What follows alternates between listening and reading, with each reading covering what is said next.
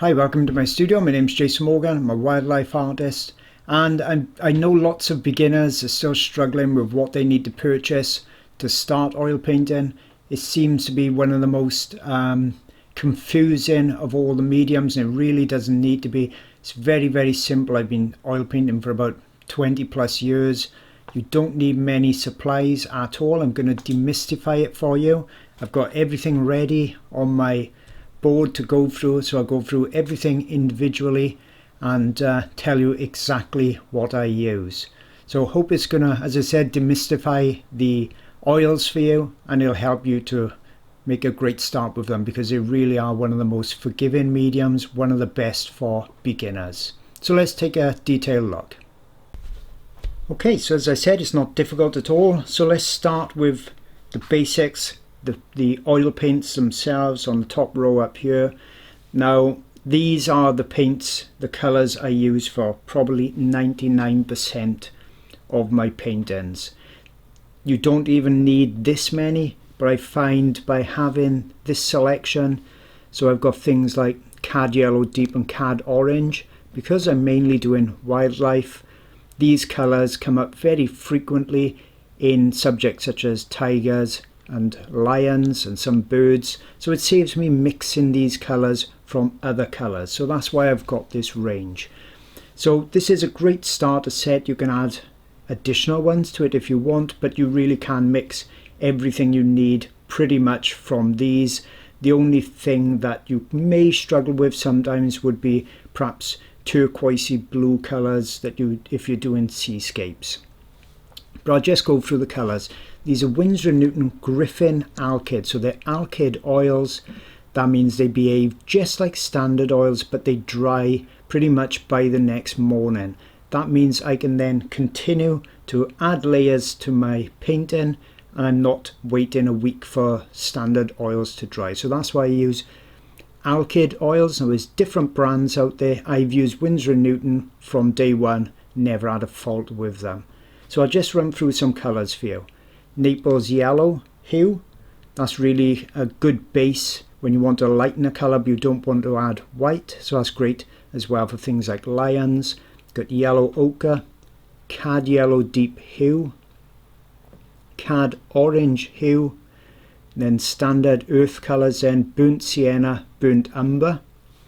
If you want to include a green, and I don't usually, but it can be a good starting point sometimes to mix your greens, then permanent sap green is a nice natural colour to start with. Winsor yellow, so these are the primaries. Winsor yellow, Winsor red, and French ultramarine blue, which is a good all-round blue. And then of course I've got titanium white and a black. I'm not afraid to use blacks, but when I use blacks I generally then adjust them slightly with other colours. So burnt umber would make a browny black, French ultramarine with black would make it more of a blue black. So I use generally lamp black. So that's the paints that I use most often. Now when we thin paints, oil paints, we need a thinners, and I like odourless thinners, and none of them are perfectly safe to be using. You don't want to go dipping your hands in them or breathing lots of vapour. But with the odourless Gamsol from Gambling, that's a real good pure odourless mineral spirits. Okay, so obviously you don't want to go swallowing it or doing anything silly like that. You want an open vented room if possible, as much as possible, but that's the one I use most often. You could also use the Bob Ross odourless thinners, and there's other odourless thinners out there, but that's my personal choice. So when we thin paints down for the initial layers, we use odourless paint thinners.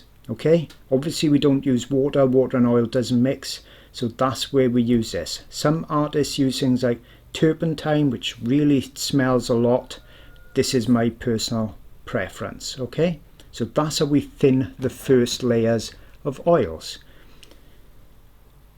When you put in subsequent layers on top, I use less thinners. Okay, so you start going away from this as much and not thinning the paints as much for the layers after the first layers. When you come to your final layers, or if you want to do a glaze, and I've got lots of videos on this, so you don't need to be worried about any of this. I go into the application in lots of my videos. When we use the final layers, or you want to do a glaze, we don't want to go thinning the paints down with just thinners. Because if you think of it, you're taking a paint and you're thinning it down so it becomes more thinners than paint, and then it may not stick to the paint surface well. That's when we use a medium. The medium I use is Walnut Alkyd Medium by M. Graham & Co. If you can't get that, you can always use Liquin Original by Winsor & Newton, which you can pretty much get anyway. Okay, they're very similar. I like this one a little bit more because when it's starting to dry, I don't find it as tacky as the Liquin.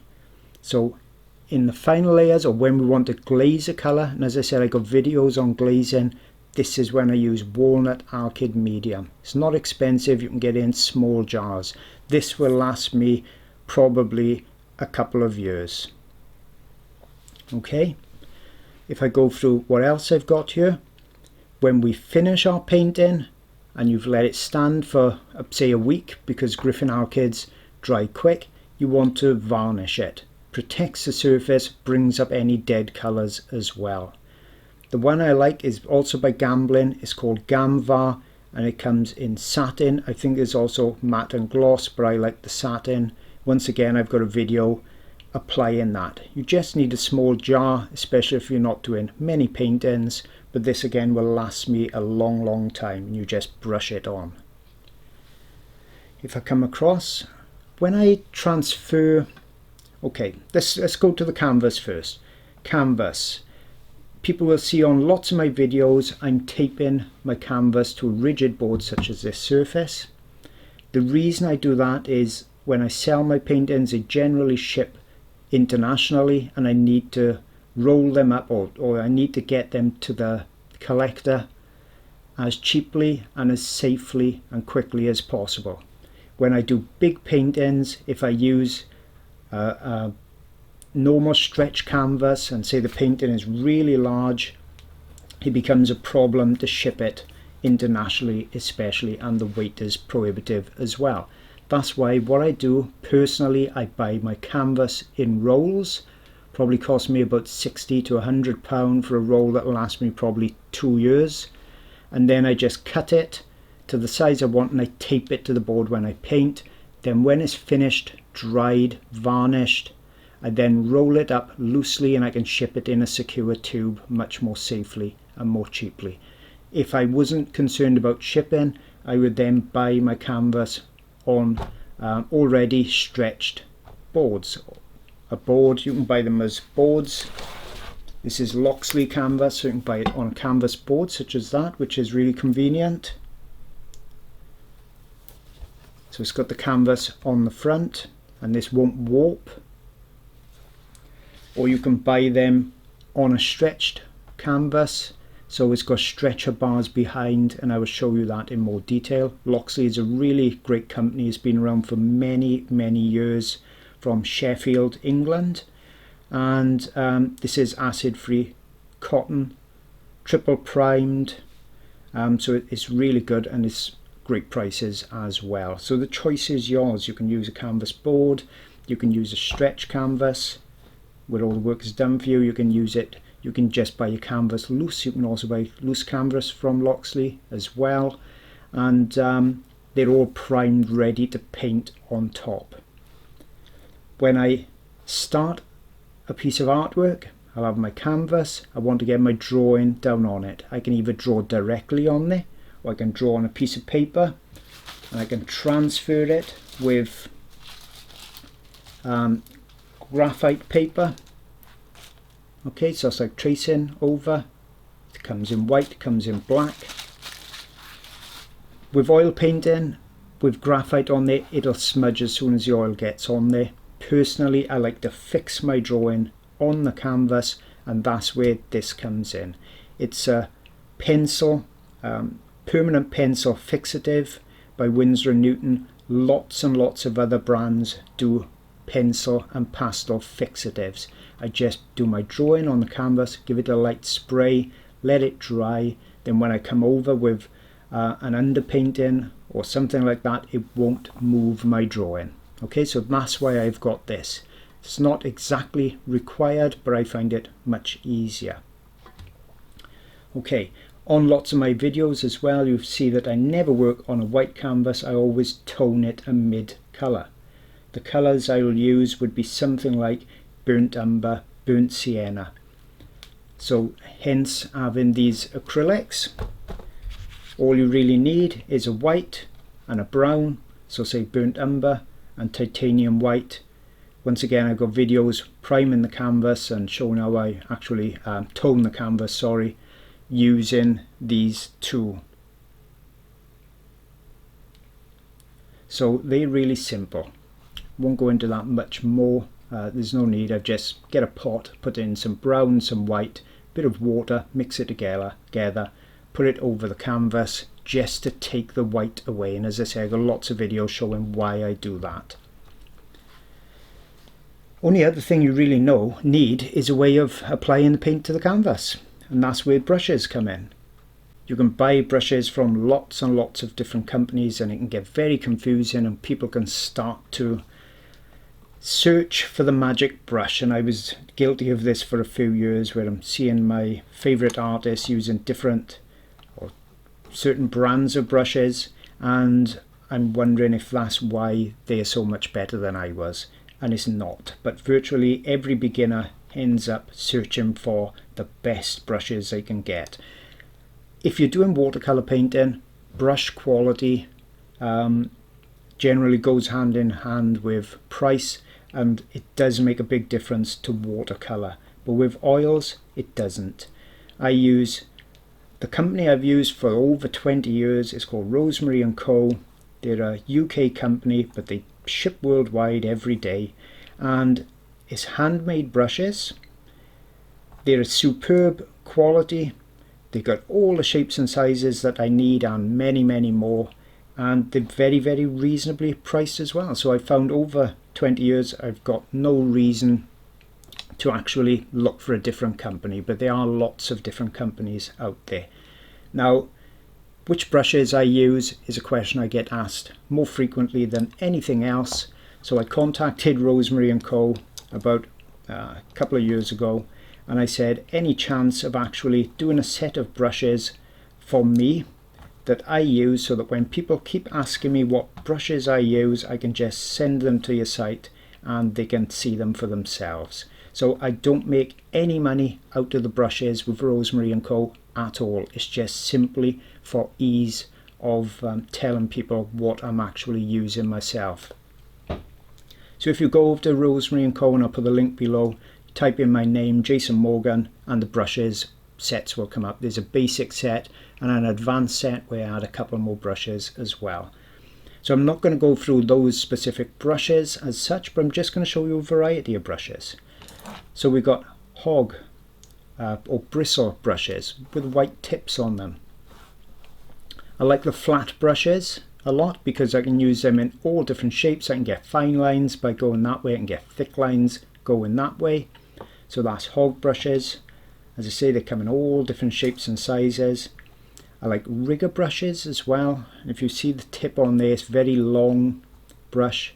That's great for doing fine lines. You can get them in these bristles as well. So that's called an ivory rigger. You can also get them in a synthetic.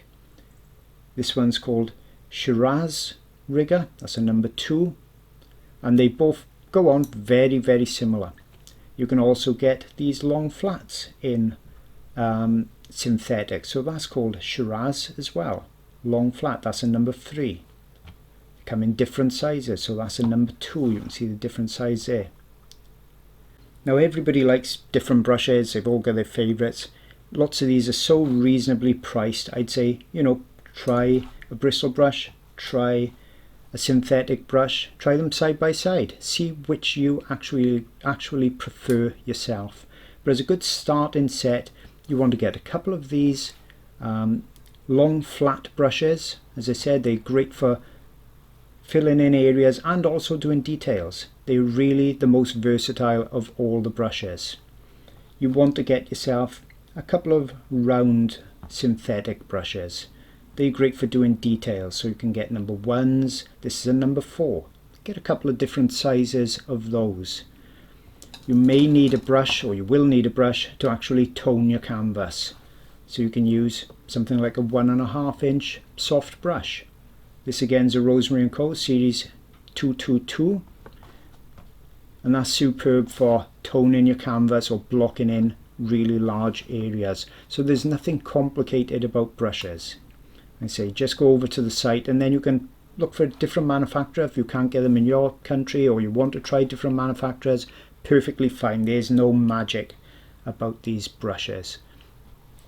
So I think that's just about everything you require. These paints are not expensive, at least they're not expensive in the UK. I know there's USA brands as well, just as good out there. You've got your 2 alternatives for your mediums. Your thinners, like I say, that'll last ages. You can get that in the UK, you can get it in USA, other countries, and lots of similar brands as well. If you want to buy a varnish already, that will last you probably years. Fixative is not exactly necessary, but I do find it easier, and once again that'll last you a few years as well. So probably for around about 150 pound, you can set yourself up. And these paints, unless you're painting big canvases all the time, they're going to last a long time as well. I find oil paints last me a lot longer than acrylic tubes. So all these supplies, they're not complicated. Looks like you've got to buy a lot of different things, but once you buy them once, they will last a long time, and you're really set to start painting. I got lots of videos showing basics of painting and how to start, which will explain in a lot more detail individual things like mediums and thinners for you. So hope you've enjoyed that video. Hope I've demystified some of the things with oil paintings, and I'll see you all again real soon. If you're looking for even more great art sources, I've really got you covered. First off, I've got a Patreon channel. It's been going well over a year or so, packed with around about 50 or more videos and new ones every month. Lots of the videos are many hours long, so you can see they're really in-depth. Subjects such as turtles, birds, elephants, big cats, you name it, is on there. So that's my Patreon channel. And also on that Patreon channel, before I go on to something else, I've got a secret Facebook group. So only the members are actually on there. It's the most supportive and friendly Facebook group that I've ever seen. I know I'm biased, but it really is. We've got 400 or 500 members on there, and they all help each other. So that's a great added bonus. That comes free with it. Also, you get line art every month as well, and we've just designed a brand new companion website for it. So if you've joined other Patreons and channels and you found it very difficult to navigate around, we got this free website that comes with it. All the videos are now just a single click away. Couldn't be any easier than it is. I've also got my site, jasonmorgan.co.uk, lots of tutorial videos, DVD discs and downloads on there. And if you're struggling for reference photos for your art projects, I've got some of those too. I've got 900 plus on my website, wildlifeart-online.com, and they will be copyright free for you, so you can paint and draw from them and sell your work with no copyright worries whatsoever. So hope you like those extra resources, and I'll see you all again real soon.